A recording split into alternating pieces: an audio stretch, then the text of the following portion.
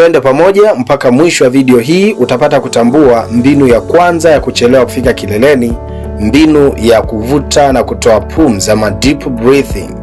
Mwanaume unahitaji kutambua kuwa kupumua kwa namna sahihi kabla ya kushiriki tendo la ndoa na wakati wa kushiriki tendo la ndoa husaidia kutuliza akili, kupunguza msisimko kupita kiasi, hali ambayo husaidia kuchelewa kufika kileleni.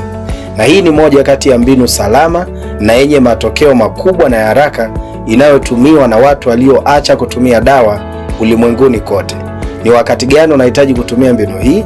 Ni kabla ya kuanza kushiriki tendo la ndoa na wakati unaendelea kushiriki tendo la ndoa. Jinsi ya kuitumia njia hii kabla ya kuanza kushiriki tendo la ndoa: utahitaji kuvuta pumzi ya nguvu kwa muda wa sekunde 5. Utaitunza ndani ya mapafu yako kwa sekunde 5. Utaanza kuitoa nje taratibu kwa sekunde 5, kisha utapumzika sekunde 5. Utafanya hivyo kwa muda wa dakika 3 mpaka dakika 5 kabla ya kuanza kushiriki tendo la ndoa, na hii itakusaidia yafuatayo. Moja ni kupunguza hofu ya kushindwa ambayo husababisha kuwahi kufika kileleni na kushindwa kurudia. Lakini pia hutuliza mapigo ya moyo ili msukumo wa damu uwe sawa.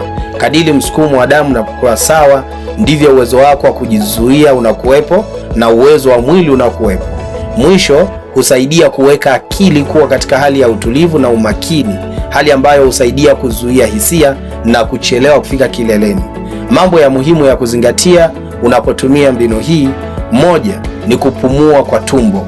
Wanaume wengi hupumua kwa kutumia kifua, lakini hii huongeza msisimko zaidi.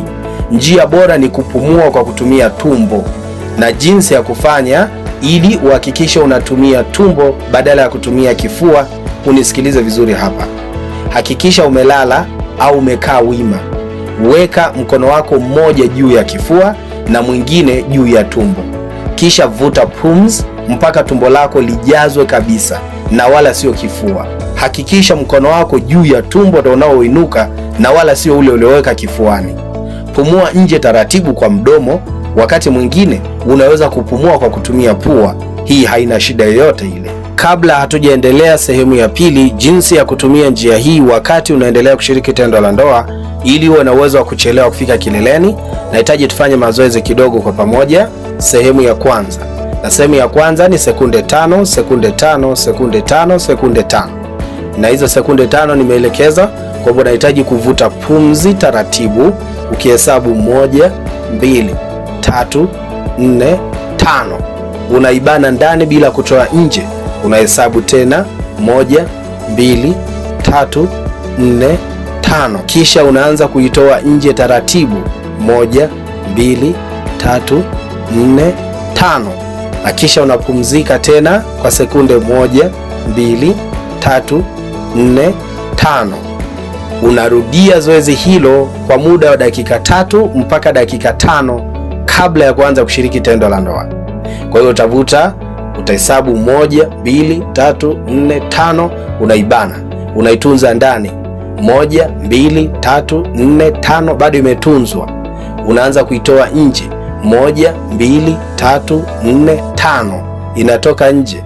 Unapumzika 1, 2, 3, 4, 5. Unaanza tena kuvuta mpaka zitimie dakika 3 hadi dakika 5. Kwa hivyo kila unapohitaji kuanza kushiriki tendo la ndoa, kabla ya kuanza maandalizi, utahitaji kuzingatia kanuni hii mpya nimekuongezea leo. Sekunde 5 utavuta pumzi, sekunde 5 utatunza ndani, sekunde 5 utaanza kuitoa nje, sekunde 5 utapumzika. Utaenda raundi ya pili, raundi ya 3, raundi ya 4 mpaka dakika 3 hadi dakika 5 zitimie, ndipo unatenga muda wa kuanza kufanya maandalizi na mwenzi wako. Unaweza ukajitenga kidogo, ukafanya zoezi lako labda nyumbani watu ama bafuni, ukirudi unaendelea tu na maandalizi. Kama utapenda kufanya mbele ya mpenzi wako, wala hakuna shida yoyote, lakini muda wa kufanya zoezi hilo angalau zisipungue dakika 3. Kumbuka, kadiri unavyofanya muda mrefu ndivyo utulivu wa ubongo unakuwa uko vizuri zaidi kuliko ukifanya muda mfupi, na faida zake tayari nimekusha kueleza hapo. Kwanza, hupunguza hofu ya kushindwa. Kinachofanya wewe unawahi kufika kileleni kila siku, unaanza kufanya maandalizi kwa papara kwa sababu una hofu ya kushindwa. Ile hofu ya kushindwa inakupelekea unawahi kufika kileleni. Unajiuliza katika ubongo wako, vipi kama nikishindwa leo? itakuwaje kama nikiaibika tena kama nilivyoaibika siku zilizopita? Hivyo mpenzi wangu atanichukuliaje? Sasa ukifanya hilo zoezi, hiyo hofu ya kushindwa hushuka chini, kwa hivyo unakuwa ni mshindi kitandani. Sasa twende sehemu ya pili, jinsi ya kutumia kanuni hii wakati unaendelea kushiriki tendo la ndoa. Vuta pumzi kwa kutumia pua kwa sekunde 4 polepole na bila haraka yoyote, na kisha toa nje taratibu kupitia mdomo kwa sekunde 4. Hakikisha pumzi yako inatoka tumboni na wala sio kifuani. Endelea na mzunguko huo wakati wote unapofanya tendo la ndoa. Yaani, unashiriki tendo la ndoa, utahitaji kuvuta pumzi polepole ukihesabu sekunde 4, huku ukiendelea kushiriki tendo la ndoa. Una pump, unatoa, una pump, unatoa. Sekunde 4 unavuta, sekunde 4 unaanza kutoa, sekunde 4 unavuta, sekunde 4 unatoa. Hakikisha pumzi yako inatokea tumboni na wala sio kifuani, kwa sababu ukitumia kifua hali ya msisimko itaongezeka zaidi, na hisia zikishazidi utamwaga pale pale. Utaendelea na mzunguko huu kwa wakati wote unapoendelea kushiriki tendo la ndoa.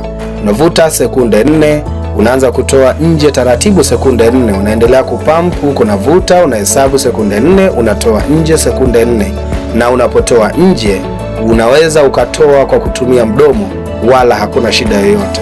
Ikiwa utazingatia kanuni hiyo, maana yake utapumua mara 4 mpaka mara 6 kwa dakika moja badala ya kupumua mara 12 mpaka mara 20 kwa dakika moja, na hiyo ndio hali ya kawaida. Na hali kama hiyo maana yake inatuma ujumbe kwenye ubongo kwamba bado hatujafika kileleni, na hivyo automatic utajiona unachelewa kufika kileleni kadiri unavyohitaji wewe. Angalizo muhimu unapotumia mbinu hii, usijilazimishe kuwa mtulivu sana hadi unaharibu hisia.